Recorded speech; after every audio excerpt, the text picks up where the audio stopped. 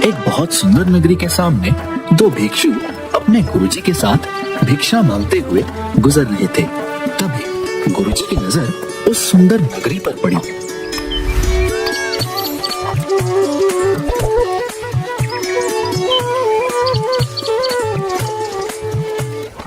वाह वाह वाह, अति सुंदर। इस नगरी को देख के तो आंखें तृप्त हो गईं। बहुत सुंदर नगरी है। हाँ गुरुजी, बिल्कुल सही कहा। बहुत सुंदर नगरी है। बस यहाँ भिक्षा भी सुंदर मिल जाए तो आनंद ही आनंद है। बिल्कुल सही फरमाया प्रेमपाल। अब बस इस नगरी में झोली भर मिठाइयाँ और पकवान मिल जाएं, फिर तो आनंद ही आनंद है। अच्छा अच्छा, ठीक है। चलो अब ध्यान से सुनो। कुछ भिक्षा में मिले तो भगवान को भोग लगे। बच्चा प्रेमपाल, तुम नगरी में पूर्व दिशा की ओर जाओगे, और बच्चा वीरपाल, तुम नगरी में पश्चिम दिशा की ओर जाओ। और जो भिक्षा में मिले सहज स्वीकार कर, सूरज ढलने से पहले यही मिलना। चलो चलो, अब भिक्षा के लिए प्रस्थान करो। जी गुरुजी महाराज।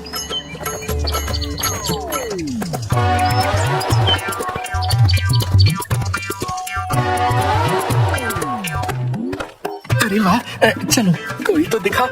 ऐसा करता हूँ, एक बार राशन का दाम पूछता हूँ। अगर सस्ता हुआ तो थोड़ा ले चलूंगा अपने साथ। गुरुजी महाराज बड़े प्रसन्न होंगे। क्यों बनिए, आटे का क्या भाव है? अरे अरे बाबा जी, प्रणाम बाबा जी। टके सेर बाबा जी। और चावल? वो भी टके सेर। और चीनी? चीनी क्या भाव दी? टके सेर। सब टके सेर? ये सब सच है क्या? एक बार दूसरी दुकान में पूछ कर देखता हूँ, उधर का क्या हाल है।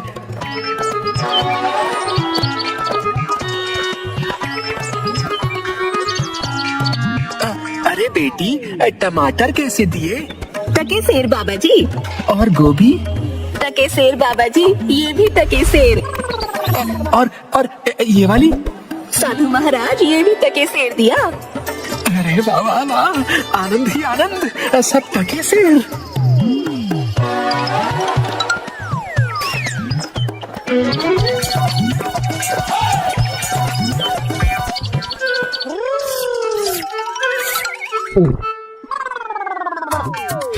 ओ भाई हलवाई, मिठाई किस भाव देते हो? कौन हो? किस देश से आए हो? टके शहर की नगरी में क्या सोच के आए हो? कविता, तो हम कहाँ कम हैं? ये लीजिए। हम कहाँ से आएंगे भाई, अपना ना कोई घर ना कोई ठिकाना, जिधर शरण मिली उधर रात कटे, यही हम साधुओं का ठिकाना। अब जरा अपनी स्वादिष्ट मिठाई का मोल तो बताना। टके शहर बाबा, टके शहर, जो चाहो वो पाओ, मूल्य रहेगा टके शहर। ये क्या कहते हो हलवाई? सब टके सेर? सारी मिठाई टके सेर? वाह भाई वाह, नाम क्या है इस टके सेर की नगरी का हलवाई? बाबा अंधेर नगरी। वाह वाह भाई, अंधेर नगरी, चौपट राजा, टके सेर भाजी, टके सेर खाजा। तो बाबा कुछ लेना हो तो बताइएगा, क्या बंधवाऊं आपके लिए? बच्चा, मांगकर 5 पैसे लाया हूँ, सबकी मिठाई कर दो। है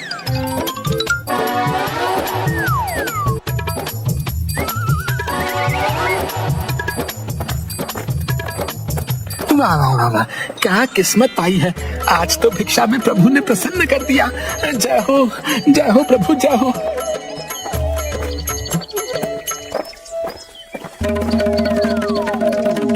बच्चा वीरपाल, क्या भिक्षा लाए? गठरी तो बहुत भारी मालूम होती है। गुरुजी महाराज, 5 पैसे भिक्षा में मिले थे, उसी से गठरी भर मिठाई लाया हूँ। अरे बच्चा, 5 पैसे में गठरी भर मिठाई? ये कौन सी नगरी है? अंधेर नगरी, चौपट राजा, टके सेर भाजी, टके सेर खाजा। अरे राम राम राम राम, राम बचाए लाखों पाए।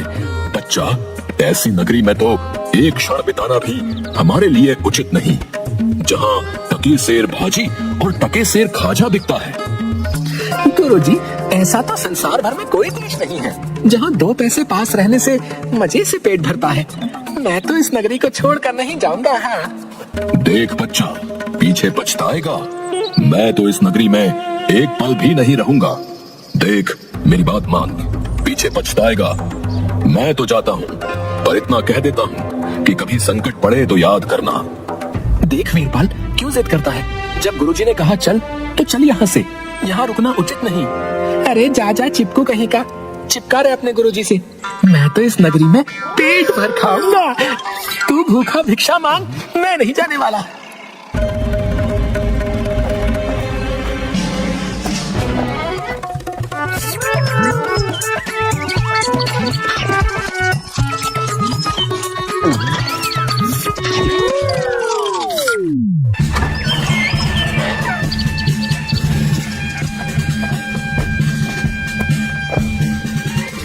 ना ना, रोना नहीं, चुप हो जाओ। बताओ बताओ, क्यों रो रहे हो? महाराज, कल्लू बनिए की दीवार गिर पड़ी, सो मेरी बकरी उसके नीचे दब के मर गई। दुहाई है महाराज, न्याय हो। बहुत बुरा हुआ। हाँ, तो फिर जाओ, उस कल्लू बनिए को पकड़ कर लाओ। क्यों बनिए, ये कैसी दीवार बनवाई थी जो इसकी बकरी दब कर मर गई? बता। महाराज, मेरा कुछ दोष नहीं। कारीगर ने ऐसी दीवार बनाई कि गिर पड़ी, इसमें मेरा कुछ दोष नहीं। ये तो बेकसूर है, छोड़ दो इसे और कारीगर को पकड़ कर लाओ। हाँ, सारा किया धरा उसी का है। क्यों कारीगर, इसकी बकरी क्यों मर गई? महाराज, मेरा कोई कसूर नहीं। चूने वाले ने चूना ही ऐसा खराब बनाया कि दीवार गिर पड़ी। अच्छा, तो ये बात है। खैर, उस चूने वाले को बुलाओ। क्यों चूने वाले, तुमने कारीगर को खराब चूना क्यों दिया? बताओ, नहीं तो तुम्हारी खैर नहीं। महाराज, मेरा कुछ दोष नहीं। भिष्टी ने चूने में पानी ज्यादा डाल दिया, इसलिए चूना कमजोर हो गया होगा।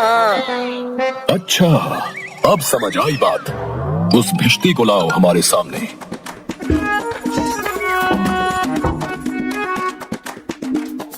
क्यों भिष्टी, इतना पानी क्यों मिलाया तुमने कि इसकी दीवार गिर पड़ी और बकरी दबकर मर गई?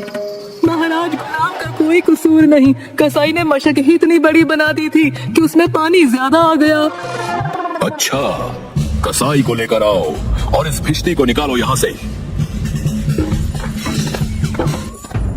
क्यों कसाई, तुमने ऐसी मशक क्यों बनाई? महाराज, गड़िया ने टके सर में इतनी बड़ी भेड़ मुझे बेची कि मशक बड़ी बन गई। अच्छा, तो चलो इस कसाई को निकालो यहाँ से और गडरिये को लाओ यहाँ पर। क्यों गडरिये, ऐसी बड़ी भेड़ क्यों बेची तुमने? महाराज, उधर से कोतवाल साहब की सवारी आ रही थी, इस कारण मैंने छोटी बड़ी भीड़ का ख्याल ही नहीं किया। मेरा कुछ कसूर नहीं। अच्छा, इसको आप निकालो और कोतवाल को पकड़ कर लाओ। महाराज, मेरा कसूर कैसे? मैं तो शहर के इंतजाम के लिए आया था। भला अगर अपना काम नहीं करूंगा तो अपने फर्ज कैसे निभाऊंगा? ये तो बड़ा गजब हुआ। कहीं ऐसा ना हो कि ये बेवकूफ अपने चक्कर में पूरे नगर को फूंक दे। नहीं नहीं, तुमने इतनी धूम से सवारी क्यों निकाली? हाँ हाँ मंत्री जी, सही कह रहे हैं। तुमने इतनी धूम से सवारी क्यों निकाली जिसका परिणाम ये हुआ कि बकरी मर गई? लेकिन महाराज, हम अब कुछ नहीं सुनना चाहते। ले जाओ इसे और फांसी पर चढ़ा दो।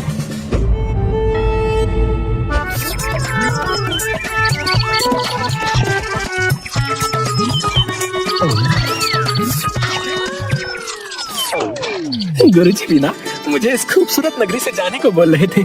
मानता हूँ कि नगरी कुछ कारणों के लिए अच्छी नहीं, लेकिन मुझ साधु का क्या, मुझे तो खाने को चाहिए और आराम करने को। वाह वाह वाह, लड्डू तो बहुत ही स्वादिष्ट है। कुछ ही दिन हुए हैं अभी नगरी में, कहीं मैं मोटा तो नहीं हो गया। तभी राजा के कुछ सिपाही वीरपाल को घेर लेते हैं। यही मोटा सही है, चल जरा चल, मिठाई खाकर खूब मोटा हो रहा है। आज मजा मिलेगा तुझे।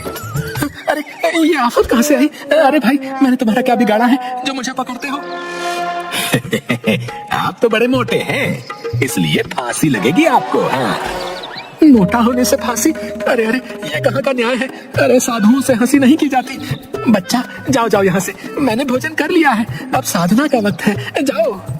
साधना तो हम करवाएंगे, जब सूली पर चढ़ जाओगे तब पता चलेगा कि फांसी है या हंसी है। सीधी तरह चलते हो या घसीट कर ले जाएं?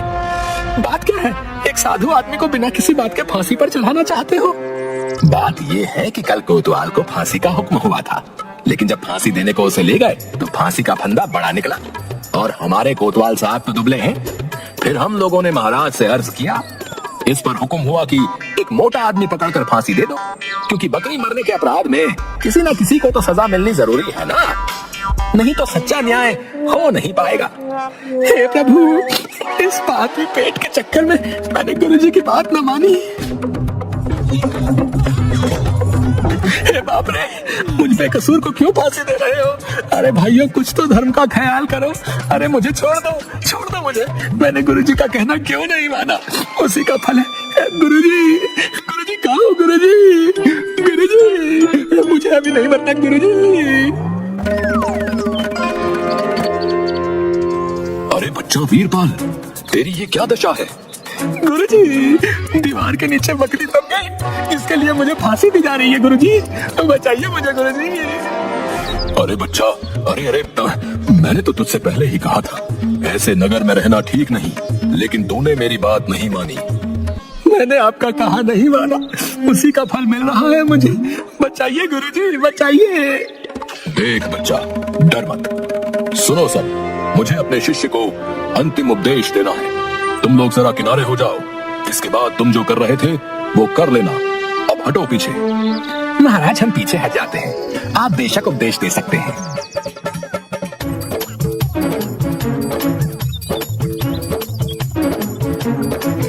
तब तो गुरुजी, हम अभी फांसी पर चढ़ेंगे। अरे नहीं बच्चा, हमने इतना समझाया नहीं मानता। हम बूढ़े हुए, हमको चढ़ने दो फांसी पर। भला तुम्हारा पूरा जीवन शेष है, मजे से गुजारो। नहीं गुरुजी, स्वर्ग जाने में बूढ़ा जवान क्या? आप सिद्ध हैं गुरुजी, आपको गति अवगति से क्या मतलब? मैं चढ़ूंगा फांसी पर। भाई ये क्या मामला है? अभी तक तो ये मोटा साधु रो रहा था, लेकिन अब ये पहले फांसी पर चढ़ने के लिए लड़ रहा है। समझ में नहीं आता। महाराज को इसकी खबर देकर आता हूँ। सैनिक तुरंत महाराज के पास जाते हैं।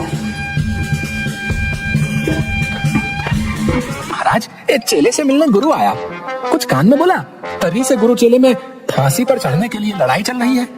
गुरु कहता है मैं चढ़ूंगा, चेला कहता है मैं चढ़ूंगा। ये क्या माजरा है? पता लगाना पड़ेगा। चलो गुरुजी महाराज के पास ले चलो हमें, हम उनसे पूछेंगे कि आखिर माजरा क्या है। बताइए गुरुजी महाराज, आप फांसी पर क्यों चढ़ना चाहते हैं? महाराज, इस समय ऐसी शुभ घड़ी है कि जो भी पहले फांसी पर चढ़ेगा उसे स्वर्ग की प्राप्ति होगी। तब तो हम ही फांसी पर चढ़ेंगे। नहीं, हमको फांसी की सजा मिली थी ना, हम ही चढ़ेंगे। हमको हुक्म है। हाँ, भाइयों जल्दी करो, हमको फांसी दो। हाँ। नहीं, हम लटकेंगे, हमारे कारण ही तो दीवार गिरी थी ना। चुप रहो सब लोग, महाराज के होते हुए कौन स्वर्ग जा सकता है? हमको फांसी पर चढ़ाओ, जल्दी जल्दी करो।